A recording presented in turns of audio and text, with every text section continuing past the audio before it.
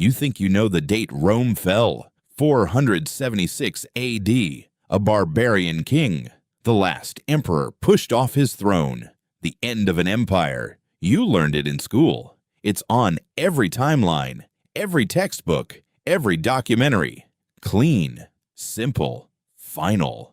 But here's the problem. Almost nobody in Rome in the year 476 thought anything had ended at all, because the real story of Rome's fall isn't a single event. It's a 200-year unraveling that most people never hear about. And once you see how it actually happened, you'll never look at the fall of empires the same way again. Let's start with what actually happened in 476. A Germanic general named Odoacer removed a teenage boy named Romulus Augustulus from the throne in the city of Ravenna. That's it. No burning capital, no final battle for the ages. Odoacer didn't even bother naming himself emperor. He sent the imperial regalia to Constantinople and said, essentially, one emperor is enough for the whole Roman world. Because here's what your timeline probably skipped. Rome had already split in two nearly a century earlier. In 285 AD, the Emperor Diocletian looked at an empire that had grown too large for one person to govern and one army to defend. So he divided it. An eastern half and a western half. Two capitals, two administrations. One empire, in theory. Two realities, in practice. The western half was the one that struggled. Overstretched borders. Constant pressure from Germanic tribes migrating westward. A tax base that couldn't keep pace with the cost of defending thousands of miles of frontier. The eastern half, centered on Constantinople, kept going and going for another 1,000 years. Historians call it the Byzantine Empire today, but the people living in it never called it that. They called themselves Romans, right up until Constantinople finally fell to Ottoman forces in 1453. Read that again. Rome, in some form, didn't end in 476. It ended in 1453, nearly 1,000 years later than what you were taught. So why does everyone remember 476? Because it's a satisfying story. A named villain. A clear moment. A single date you can put on a poster. History textbooks love an ending you can circle in red, but real collapse rarely works that way. It's slower, messier, and far more interesting. So what actually caused the West to crumble, if it wasn't one barbarian king on one afternoon? Start with money. By the 3rd century, Rome's silver currency, the denarius, had been debased so many times that it was barely silver at all. Emperors kept shaving down the metal content to pay for wars and bribes for loyalty. Prices spiraled. Trust in the currency collapsed. Does that sound familiar?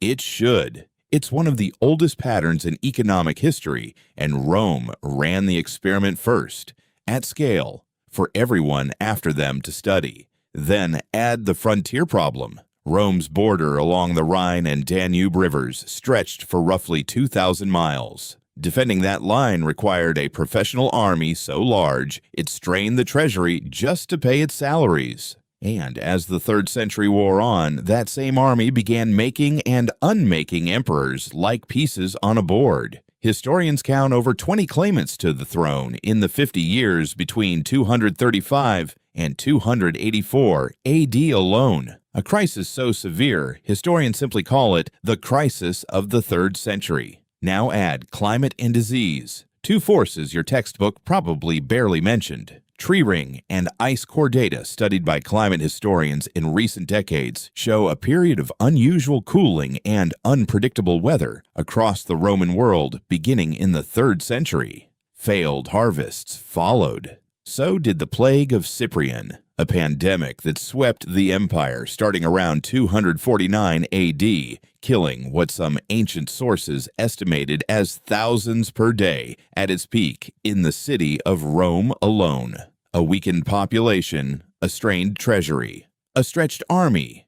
You can already see how the pieces start to fall. And then the migrations. In 376 AD, tens of thousands of Gothic people, pushed west by the expanding Hunnic Confederation out of Central Asia, requested asylum inside Roman borders. Rome let them in, and then mismanaged the arrangement so badly through corrupt officials overcharging desperate refugees for food that the Goths rose up in rebellion. 2 years later, at the Battle of Adrianople in 378 AD, that same Gothic army destroyed a Roman force and killed the Eastern Emperor Valens himself. It was one of the worst military defeats in Roman history, and it proved something Rome had never had to face before. Its own army could be beaten decisively on its own soil by a people it once considered outsiders.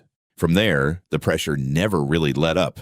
In 410 AD, a Gothic king named Alaric did something that hadn't happened in nearly 800 years. He sacked the city of Rome itself, not the empire, not the frontier, the capital, the symbolic heart of the entire civilization. Saint Jerome, writing from the Holy Land at the time, described the shock rippling across the Roman world, calling it a moment when the light of all the earth was extinguished. 45 years after that, the Vandals sacked Rome again in 455 AD, this time systematically enough that their name became a permanent word in the English language for senseless destruction. By the time Odoacer quietly retired, the last child emperor in 476, Rome, the city, had already been humiliated twice. The Western government had already lost Britain, most of Spain, and North Africa, its most valuable grain-producing province, to independent kingdoms.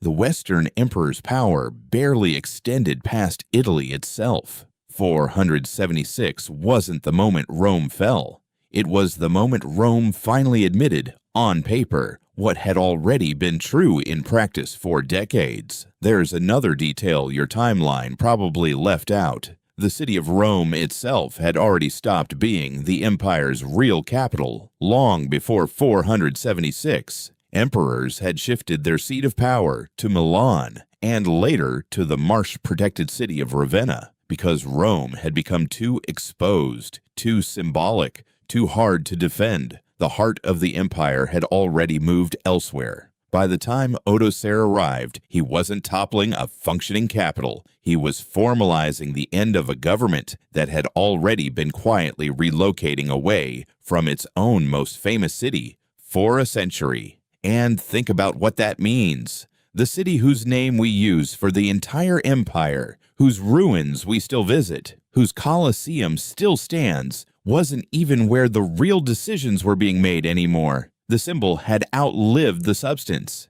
That gap between symbol and substance is exactly why the date 476 feels so wrong once you look closely. We remember the symbol's fall. We forget the substance had already left the building. Consider, too, how the Western provinces experienced this differently from Italy itself. In Gaul, in Spain, in North Africa, local Roman elites increasingly cut deals directly with Gothic, Vandal, and Frankish kings, rather than waiting for help from an emperor who couldn't send it anyway. Roads, aqueducts, and Latin law didn't vanish overnight. They kept functioning under new management, administered by kings who often kept Roman officials on staff, because those officials still knew how to run a tax system and a legal court. Continuity, not catastrophe, is what daily life actually looked like for most people in the West during this transition. Does that match the image of fire and ruin you probably grew up picturing?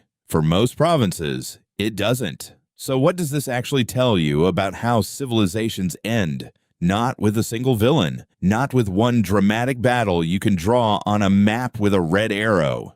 Real collapse looks like currency debasement nobody fixes in time. Borders stretch thinner every decade. A pandemic nobody was ready for.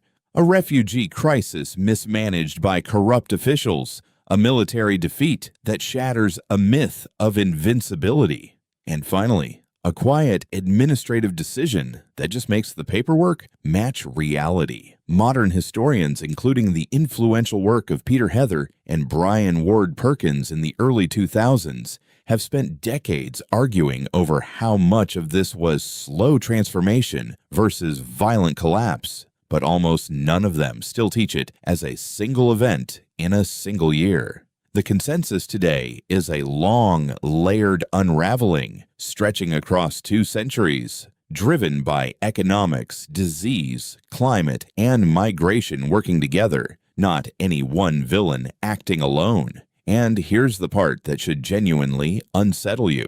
The people living through it, for the most part, didn't know they were living through the fall of Rome. They were paying taxes, raising children, worshiping in churches that would outlast the empire itself, since the Roman Catholic Church essentially inherited much of the West's administrative structure once the imperial one collapsed. Life went on, reorganized under new kings, who in many cases still claimed to be ruling in Rome's name. There was no morning when people in Italy woke up and said, well, that's it. The empire is over. Because collapse, real collapse, rarely announces itself. It just keeps happening, quietly, in the background of ordinary life, until one day someone writes the date down for the history books, long after the truth had already arrived.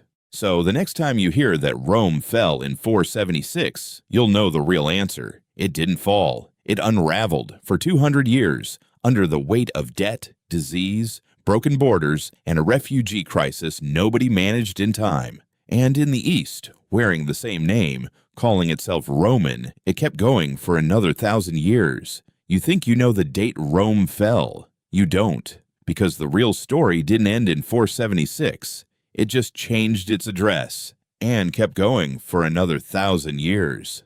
Look at that date again. It never told the whole story.